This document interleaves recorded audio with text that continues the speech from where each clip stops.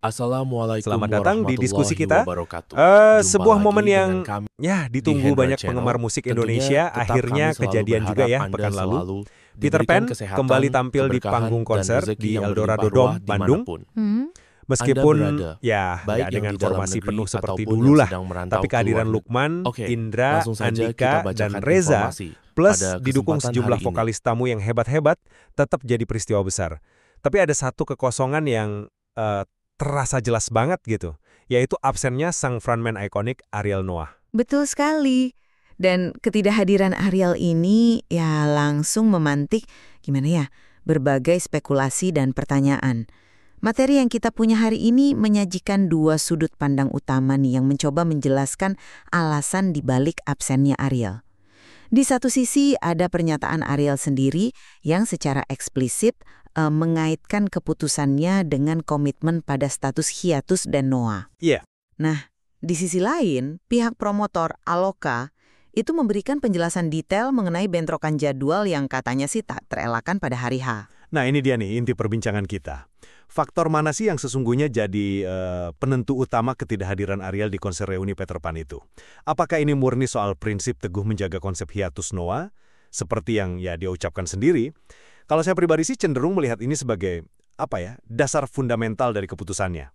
Oke, kalau gitu saya coba tawarkan perspektif yang sedikit beda ya.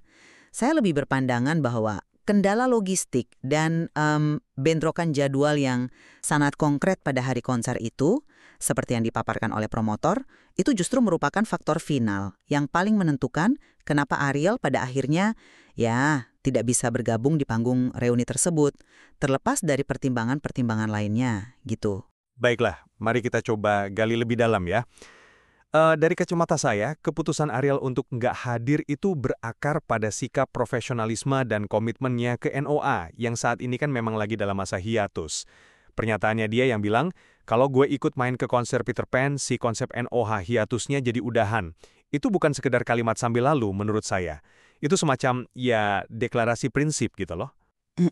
Baginya, tampil sepanggung lagi sama Peter Pan, sekalipun mungkin dalam kapasitas terbatas, ya, itu akan secara efektif mengakhiri atau setidaknya ya, mengaburkan narasi hiatus yang sedang dibangun Noah. Ini bukan soal dia nggak mau atau nggak dukung, tapi lebih ke soal menjaga integritas sebuah komitmen strategis terhadap ya entitas musik utamanya saat ini, yaitu Noah.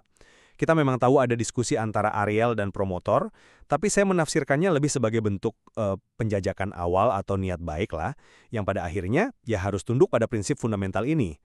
Justru dukungan Ariel di aspek lain kayak masukan teknis soal lampu panggung itu malah semakin memperkuat argumen saya. Dia itu dukung penuh reuni ini, tapi memilih melakukannya dari posisi yang nggak mengkompromikan status hiatus Noah. Ini pilihan sadar seorang profesional gitu. Saya paham sih logikanya itu, tapi saya coba lihat dari sisi yang lebih pragmatis ya, berdasarkan keterangan Budi Aloka dari pihak promotor.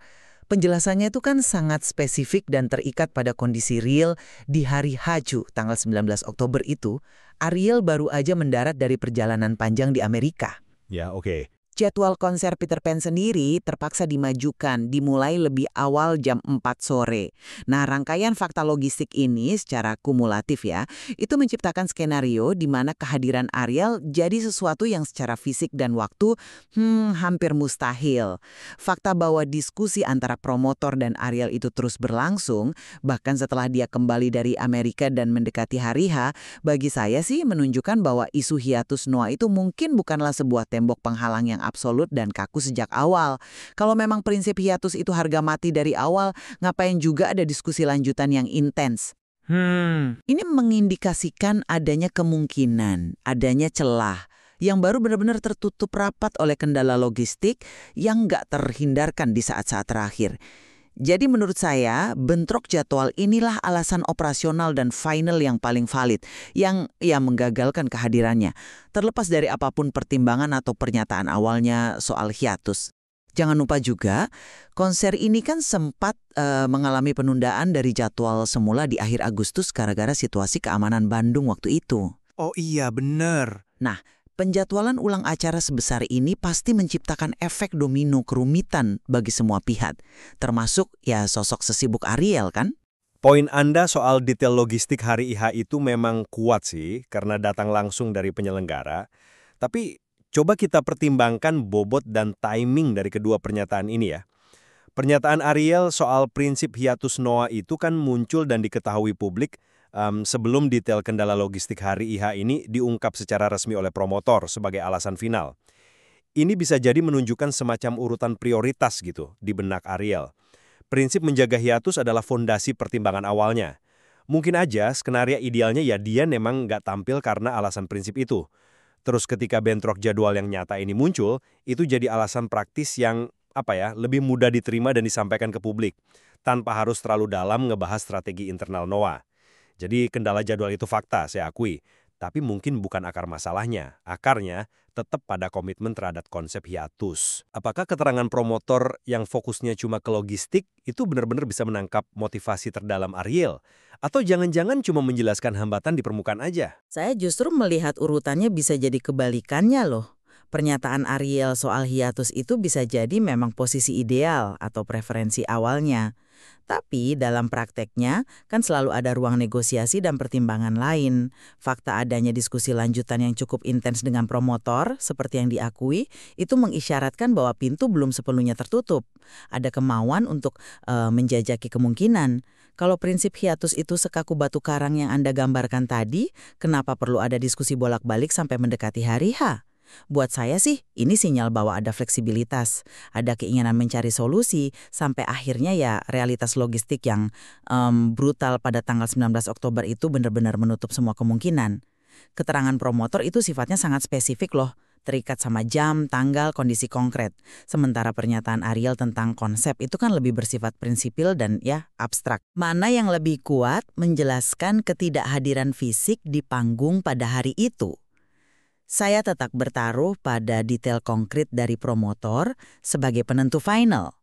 Prinsip itu penting, saya akui. Tapi kenyataan di lapangan tanggal 19 Oktober itu dengan semua kendala yang ada, masa iya kita bisa abaikan detail sepenting itu? Oke, coba kita dalami sedikit makna konsep NOAA hiatusnya jadi udahan itu ya. Ini kan bukan sekedar takut citra NOAA kecampur sama Peter Pan. Ini bisa jadi menyangkut strategi branding dan positioning jangka panjang mereka. NOAA itu membangun narasi hiatus dengan hati-hati mungkin ya, untuk menciptakan antisipasi pas mereka kembali nanti, atau untuk ngasih ruang buat proyek solo, atau bahkan restrukturisasi internal. Kemunculan Ariel meskipun cuma sekejap gitu ya, bareng Peter Pan bisa dianggap membocorkan atau mengganggu narasi jeda yang sedang dibangun itu. Ini kayak gimana ya membangun sebuah cerita dengan jeda dramatis, terus tiba-tiba pemeran utamanya nongol sekilas di cerita lain. Bukankah itu bisa bikin bingung audiens dan ngurangin dampak pas dia balik ke cerita utamanya? Jadi, menjaga konsep ini bisa jadi krusial banget untuk memastikan momentum kembalinya NOAA nanti nggak pudar. Jadi, batasan itu mungkin memang sekaku itu dari sudut pandang manajemen band dan Ariel sendiri demi menjaga nilai strategis dari hiatus itu sendiri. Saya bisa sih memahami pentingnya menjaga narasi. Tapi pertanyaannya, apakah satu penampilan singkat, mungkin 1 atau 2 lagu lah sebagai bintang tamu kehormatan, itu beneran akan mengakhiri atau merusak total seluruh konsep hiatus NOAA yang udah berjalan? Bukannya ada cara untuk mengemasnya ya, misalnya dengan komunikasi yang jelas bahwa ini tuh penghormatan 1 kali untuk sejarah, sebuah momen nostalgia yang terpisah dari agenda NOAA. Saya kira ada ruang interpretasi di sana. Apakah konsep itu sedemikian rapuhnya sampai nggak tahan sama 1 momen tribute aja? Atau mungkinkah pernyataan Ariel itu lebih kayak pagar awal yang kemudian dia sendiri sebetulnya bersedia pertimbangkan ulang, tapi ya kebentur realita bisa jadi juga. Seperti yang saya singgung tadi, alasan bentrok jadwal ini jadi semacam jalan keluar yang lebih nyaman buat semua pihak. Lebih mudah diterima publik ketimbang Ariel harus secara eksplisit bilang, saya nggak bisa karena komitmen NOAA, yang mungkin disalahartikan sebagian orang sebagai sikap nggak menghargai masa lalunya. Bisa jadi juga. Kendala logistik itu kan nyata dan sangat bisa dipahami. Baru pulang antar benua pasti capek, ada acara penting lain yang mungkin udah terjadwal jauh-jauh hari, terus perubahan jam konser di saat akhir. Ini bukan alasan sepele loh. Kita bicara bukan cuma 1 kendala, tapi serangkaian pukulan logistik. Sulit ngebayangin ini nggak berdampak fatal pada jadwal seorang musisi sekaliber Ariel. Apalagi setelah kekacauan penjadwalan ulang akibat penundaan konser dari Agustus itu. Terus, gimana kita menafsirkan dukungan Ariel yang lain? Kayak masukan soal lampu panggung, kehadirannya pas konser Agustus yang batal itu. Bagi saya, ini justru memperkuat posisi saya. Ini adalah cara Ariel menunjukkan dukungan dan solidaritasnya tanpa harus melanggar prinsip hiatus yang dia pegang. Dia hadir pas acara batal itu menunjukkan dia peduli sama nasib acara dan teman-temannya. Dia kasih masukan teknis itu nunjukin dia pengen kualitas acaranya bagus. Semua tindakan ini bisa dilakukan dari luar panggung gitu loh. Ini bentuk dukungan jarak jauh yang paling tepat dan profesional dalam situasinya. Ngasih kontribusi positif tanpa mengkompromikan komitmen utamanya ke Noah. Ini bukan tanda keraguan, tapi tanda kedewasaan dalam menyeimbangkan masa lalu dan masa kini. Batal dan keterlibatannya dalam detail teknis kayak lampu panggung itu justru sebagai bukti keterikatan emosional yang kuat dan keinginan nyata untuk terlibat lebih dalam dan menyukseskan reuni ini. Kalau niatnya cuma mau jaga jarak formal karena prinsip hiatus, mungkin cukup kirim karangan bunga atau pesan singkat kan? Tapi dia datang. Dia kasih masukan spesifik. Bagi saya, ini lebih mengindikasikan seseorang yang hatinya pengen ada di sana, pengen jadi bagian dari momen itu, tapi pada akhirnya benar-benar terhalang oleh tembok logistik dan waktu yang sangat konkret pada hari H, seperti yang dijabarkan promotor. Dukungan aktifnya itu adalah bukti kedekatan dan keinginan, bukan bukti penjagaan jarak yang kaku. Justru karena dia peduli dan ingin hadir itulah, maka hambatan jadwal jadi semakin signifikan sebagai alasan final ketidakhadirannya. Baiklah, kalau saya coba rangkum kembali ya argumen saya. Komitmen fundamental Ariel pada status hiatus Noah yang dia nyatakan sendiri, itu adalah alasan mendasar di balik keputusannya untuk nggak tampil. Prinsip ini menyangkut integritas dan strategi jangka panjang Noah. Meskipun kendala jadwal pada hari H jadi penghalang praktis yang nyata, dan kemudian dikomunikasikan oleh promotor, keputusan dasarnya sudah terbentuk dari keinginan menjaga konsistensi proyek Noah. Bentuk dukungannya yang lain itu adalah cara cerdas dia menyeimbangkan penghormatan pada sejarah Peter Pan dengan tanggung jawabnya pada masa depan Noah, tanpa melanggar batasan prinsipil yang udah dia tetapkan. Sementara itu, rangkuman dari sudut pandang saya adalah bentrokan jadwal yang sangat spesifik dan serangkaian kendala logistik yang diungkapkan secara detail oleh promotor merupakan alasan penentu akhir yang paling konkret dan terverifikasi kenapa Ariel secara fisik nggak bisa hadir di panggung konser Peter Pan tanggal 19 Oktober itu. Fakta adanya diskusi yang terus berjalan mendekati hari H, ditambah detil kendala kayak kepulangan dari luar negeri, agenda pagi lain, dan majunya jam konser, menunjukkan bahwa logistiklah yang jadi tembok penghalang terakhir yang nggak bisa ditembus, ya terlepas dari diskusi atau pernyataan awal mengenai prinsip hiatus.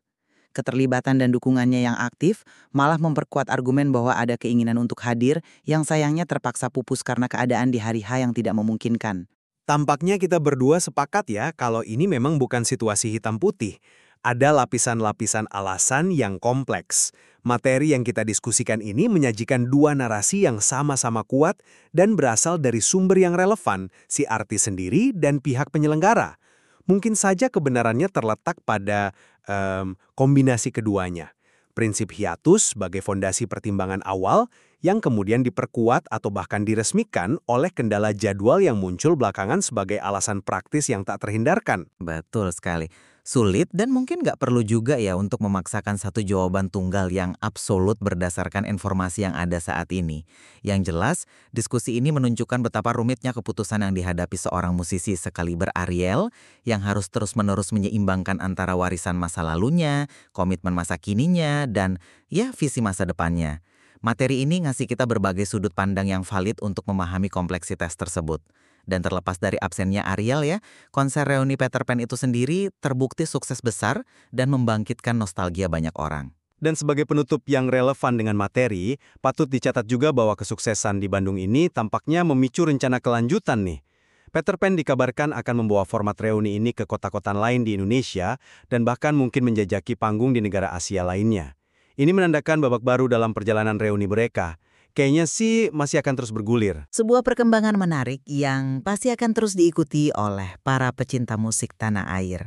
Terima kasih sudah menyimak diskusi kita kali ini.